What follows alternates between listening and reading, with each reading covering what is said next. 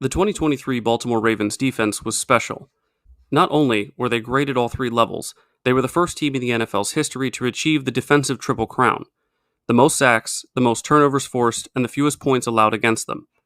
But during the offseason, we saw them lose more talented players and coaches than almost any other unit in the NFL. Now it's 2024, and what we as Ravens fans want to know is how good this year's defensive unit can be. Some key veterans were retained, some talented rookies were added, and other free agents were brought in to help complete this roster. Will leaders at each level of this defense, Justin Madubuike, Roquan Smith, and Kyle Hamilton, be able to elevate themselves and their teammates around them to the same heights they did last year? These are the questions that I'm going to try to answer for you today as we try to estimate how good the defense of the 2024 Baltimore Ravens will be. Let's get to it.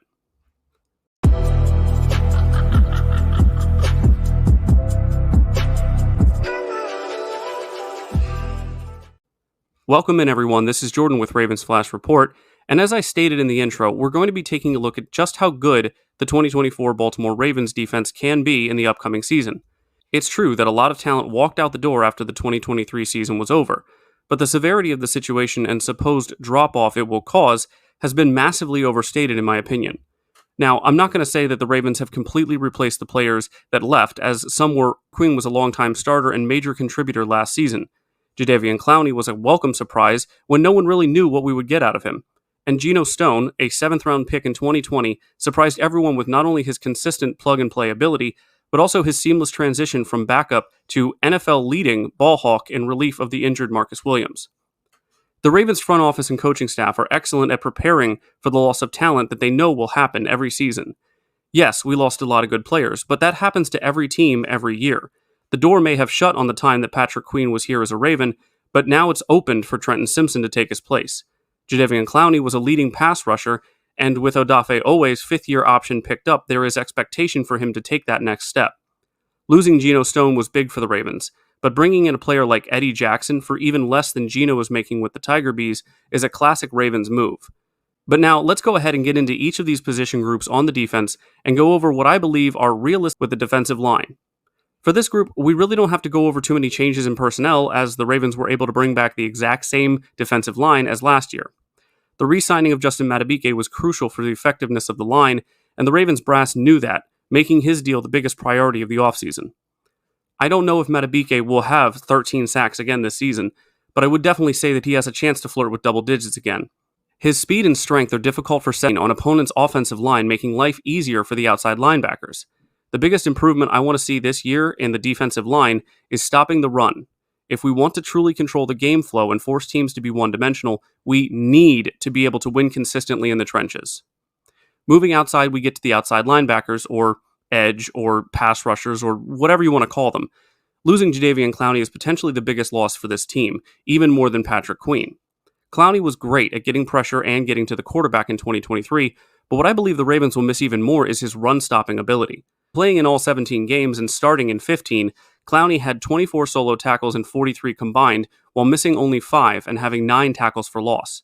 Odafe Owe is hopefully going to take a large step forward this year, as he is expected to take up the mantle of Ravens' top pass rusher.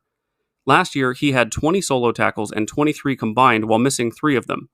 Unfortunately, where Odafe needs to improve even more is the pass rushing aspect, as he only had 5 sacks, 4 tackles for loss, and 15 total pressures. Now, I have faith that he will improve, but to what extent, I don't know. Nor do I know what KVN's production will look like after his career year in 2023 from a pass rushing perspective. I'm excited to see what Tavius Robinson gives us this year with how well he played in the second half of last season and another training camp under Chuck Smith. I don't have nearly as much faith in the development of David Ojabo, and so anything he adds to this room will be a pleasant surprise in my opinion. With the unfortunate start to Adisa Isaac's tenure with the Ravens, I won't put too much pressure or expectations on him this year. I'd rather him focus on learning the defense behind Kyle Van Noy, who I believe he could have a similar style of game to, and getting healthy for next season. We don't need any more young outside linebackers with reoccurring or nagging injuries. Thank you. Overall, I don't have as much faith in this group as I did last year.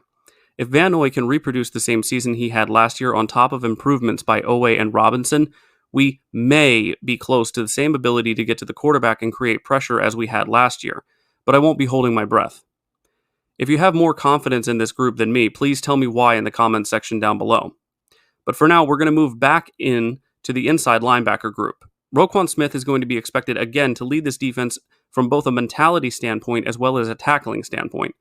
Last year, Roquan did everything on this defense. He fumbled, got 1.5 sacks, 5 tackles for loss, and had a combined tackle total of 158 while missing only 8 over the whole season, which is a 4.8% rate in that regard. That being said, we know what Roquan is going to give us. The question for this group this year is what level of play Trenton Simpson is going to perform at and how close can he be to what Patrick Queen gave us last year from a production standpoint.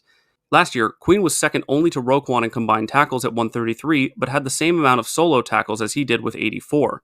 Queen did outperform Roquan as a pass rusher, recording 3.5 sacks, 9 tackles for loss, and 6 QB hits. So the focus for me when it comes to Simpson's play is going to be centered around his ability to complement what Roquan isn't doing so they can be as versatile and dangerous as Queen and him were last year. I don't think Trenton is built for or plays the style of football that Roquan does, but instead mirrors more what Queen was asked to do last year. In the Steelers game, Trenton played in more snaps than he had across all previous games throughout the season combined. The result gave many fans hope as he recorded 6 solo tackles, 2 tackles for loss, and a sack on just 26 snaps. If this type of play can be paired up with what we know Roquan can do, and a veteran backup in Chris Board to rely on along with another young solid player like Josh Ross, I think this group will be just fine. Now then, let's get into the group that I feel will be not only better than last year, but has the potential to be the best in the league, the cornerbacks. We lost Darby to the Jags, which is unfortunate, as he was not only somewhat of a surprise in how well he played, but also how often he was out there in crucial games as part of a regular rotation. Losing Roquan was less impactful, but the signing of Darby and Mollett was necessitated not only by the injury issues with Marlon Humphrey, but also the unfortunate underperformance of Roquan. During the offseason, I was grateful that the Ravens re-signed Mollett, and to a 2-year deal at that, rewarding his play in 2023 and helping to stabilize that group. The front office followed that up by going into the draft and getting what many believe to be the best cover corner in the draft in Nate Wiggins out of Clemson, as well as a steal in the 4th round, grabbing Iowa State's TJ Tampa. With Brandon Stephens now establishing himself as a more than qualified consistent starter on the outside after having a career year in 2023, many expect that level of play to continue into 2024 alongside Marlon Humphrey. A Marlon Humphrey who not only is coming back 10 pounds lighter and healthier, but one who is about to prove all the doubters wrong about his premature decline. Marlon in training camp looks like a guy who is not only moving faster and smarter, he's looking like a guy who has something to prove after last year. The fact that people wrote Marlon off after trying to play through multiple injuries, saying his contract wasn't worth it and that we should cut him and move on, better be prepared to eat humble pie for breakfast, lunch, and dinner after this season is over. As if having 2 outside corners fighting for Pro Bowl and All-Pro status wasn't good enough, we now have them backed up by Arthur Mollett and Nate Wiggins, both of whom have shown out in camp already. Nate with his speed and sticky coverage, and Mollett for grabbing nearly an interception at every practice during the first week. Then, these two are backed up even further by Jalen Armour-Davis, who has had a great start to camp as well, and Pepe Williams, who is ready to get back on track as a great slot corner option for the Ravens now that he's fully healthy. All of these reasons and more are why I expect incredible things out of this group in 2024. The more is the last part of this defense, the safeties. If there was one group that may have a claim to being the best part of this unit, even over the cornerbacks, it's the safeties. Not only do we have a genuine all-pro unicorn in Kyle Hamilton who's able to play nearly any position on this defense at a high level, we also have Marcus Williams, the ball-hawking free safety, who everyone is hoping can have his first fully healthy season in Baltimore. With the loss of Geno Stone this offseason, I, along with many of the fan base, were concerned about the third safety position on this team. Well, that concern went out the window when the Ravens picked up Eddie Jackson in free agency just a couple weeks ago. The former Bear was an All-Pro and 2-time Pro Bowler for Chicago, and now gets to back up Kyle Hamilton and Marcus Williams in the back half of this defense. Not to mention Ardarius Washington, who, if he can stay healthy, will undoubtedly be battling Jackson for some of those third safety snaps when he's not playing in the slot. Basically, everyone in the safety group, with the exception of Washington, is or was an All-Pro or a Pro Bowler. That alone makes about the secondary as a whole unit, including the cornerbacks and the safeties. I don't think there's a better one out there in the league. If we're looking at this group healthy, we have Marlon Humphrey and Brandon Stephens on the outside, Kyle Hamilton in the slot, and Marcus Williams with Eddie Jackson playing deep. There isn't a team with a good enough passing offense in this league to deal with a unit like that. Since drafting Kyle Hamilton in 2022, Marcus Williams has not played in a full season. Last year, Humphrey was out for several games, and even when he was playing, he was nowhere near 100%. If Kyle Hamilton has a healthy Marcus Williams next to him for a full season, and in front of them is a healthy Marlon Humphrey and Brandon Stevens, I think that already qualifies as the best secondary in the league. And if you add in that their backups are Eddie Jackson and Nate Wiggins, that argument becomes even stronger. Just like when Mike McDonald took over for the defense, we will see some hiccups and mistakes with the first year in Zachary Orr's defense. But as someone who has been with the franchise and was baptized in this culture for so long, the understanding and the expectations that he has for his players and that they have for him as their coach is fully understood. The passion and dedication that Coach Z has is obvious in the joy and celebration that he shares with his players when they're out there on the field making plays, along with his commitment to this organization. Some people might see his youth and inexperience as a negative, but I see a former player and all-pro whose connection to the game and his players are extremely strong, and he sees the game the way they do. The biggest problem that opposing offenses will have to deal with when facing the Ravens are the force multipliers all over this defense. Roquan Smith, Kyle Hamilton, Justin Madubuike, and Marlon Humphrey are just a few of the players on this defense who elevate the other guys around them. The bigger the impact they have on the game, the easier it becomes for their teammates. Madubuike breaks through the middle of the offensive line and forces an incompletion. This makes Marlon Humphrey's job easier. Roquan Smith comes up through the gap and makes a tackle right at the line of scrimmage, keeping the ball carrier out of the second level for Kyle Hamilton. Marlon Humphrey completely covering their number one option causes the quarterback to hesitate, allowing our pass rush more time to get pressure on him. Having multiple Pro Bowlers on a defense will certainly make it difficult for offenses. But when those Pro Bowl players work together to make each other's job easier, allowing for more big plays against that offense, well, that's when you become the best defense in the league for the second year in a row.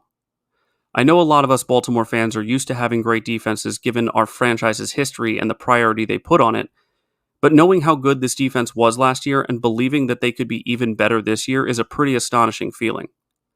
At this point, my only questions for this defense in 2024 are how many Pro Bowlers will we have at each level of the defense, and how many All-Pros will we have with the stars that are on this unit? Thank you so much everyone for checking this video out.